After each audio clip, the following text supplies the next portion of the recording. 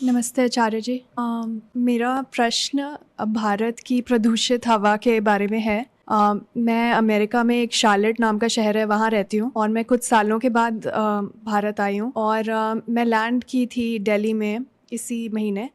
और जैसे ही मैं एयरपोर्ट के बाहर निकली तो मुझे सांस लेने में बहुत परेशानी हो रही थी, मेरे गले में खराश हो रही थी और चेस्ट पेन्स और मेरी आँखों से पानी निकल रहा था। फिर मैंने AQI चेक किया दिल्ली का और जहाँ से मैं आई हूँ, तो जहाँ मैं थी वहाँ पे 30 से 40 AQI रहता है पोल्यूशन ट्रैकर पे। और दिल्ली में उस दिन 2000 के भी ऊपर था, कुछ कुछ इलाकों में तो 2400 था। तो 40 से 2400 पे आकर मेरे शरीर पे बहुत ज़्यादा प्रभाव पड़ा। और मैंने देखा कि जो वर्ल्ड हेल्थ ऑर्गेनाइजेशन है उस पे ये लिखा था कि इतनी प्रदूषित हवा में सबकी ज़िंदगी से 12 साल कम हो सकते हैं अगर लोग ऐसी प्रदूषित हवा में रहेंगे। तो मेरे लिए ये बहुत ज़्यादा चौंकाने वाली बात थी जब मैंने मीडिया में देखा कि इसको लेके क्या चर्चा हो रही है।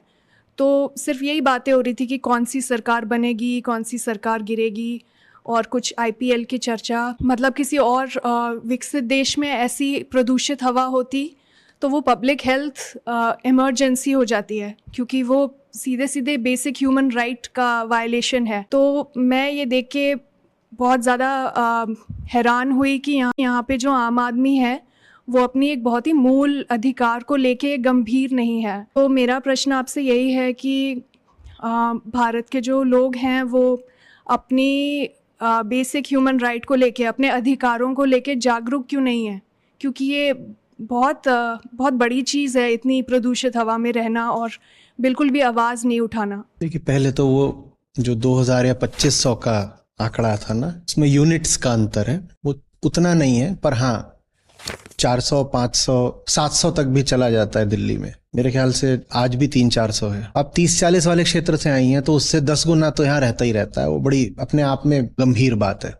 भले ही 2000 ना हो, पर अगर 400-500 है तो भी बहुत एकदम टिकली सीवियर कैटेगरी में आ जाता है। भारत में जागरूकता क्यों नहीं है? क्योंकि तुरंत नहीं मर रहे, यही जवाब है। और क्या? अगर कोई ऐसी चीज हो जाए कि हम तुरंत मरना शुरू कर दें तो आनंद फानन में फिर लहर दौड़ जाएगी और इमरजेंसी लग जाएगी, है ना। ये चीज आगे की है कि हमारी उम्र से 10 साल 15 साल कम होंगे। कोई ये संभावना की प्रोबेबिलिस्टिक बात नहीं है।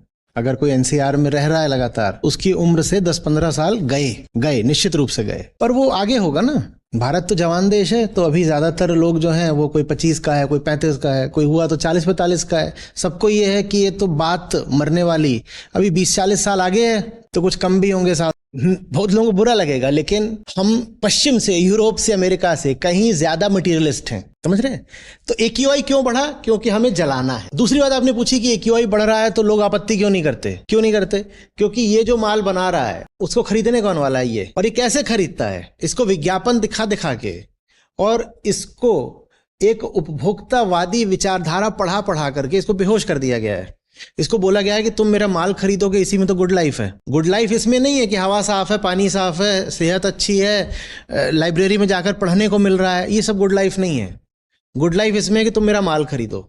तो ये जो बीच में बैठा है ये क्या कर रहा है? एक तरफ तो ये पृथ्वी को जला रहा है, क्योंकि जलाए बिना इसका माल तैयार नहीं होगा। कोई भी माल तैयार करने के लिए चाहिए तो नेचुरल रिसोर्सेज ही ना। कोई भी माल ले लो, बिना नेचुरल रिसोर्सेज के नहीं बन जाएगा। चाहे आपका ये लैपटॉप ही हो, आपको लगता है ये प्रोडक्ट ऑफ टेक्नोलॉजी है, नहीं, ये प्रोडक्ट ऑफ टेक्नोलॉजी नहीं है, प्रोडक्ट ऑफ अर्थ है। इसमें अर्थ के रिसोर्सेज लगे हैं तब ये लैपटॉप बना है। तो कोई भी माल बनाना है तो पहले तो अर्थ को तबाह करना पड़ेगा। जिसको बेच रहे हो तबाह करोगे तो अब हवा खराब करोगे, पानी खराब करोगे, सब खराब करोगे, मिट्टी खराब करोगे। जिसको बेच रहे हो आपत्ति क्यों नहीं करता? क्योंकि आपने उसको इंडोक्ट्रिनेट कर दिया, आपने उसको गहरी पट्टी पढ़ा दी है। क्या? कि consumption means happiness, happiness is the purpose of life. तुम हैप्पीनेस के लिए तो पैदा हुए हो और वो तुम्हें मिलेगी मेरे माल का उपभोग करके। तो वो खुश है कि उसको माल मिल रहा है। अब उस माल के साथ साथ अगर उसको 500 का SPM मिल रहा है तो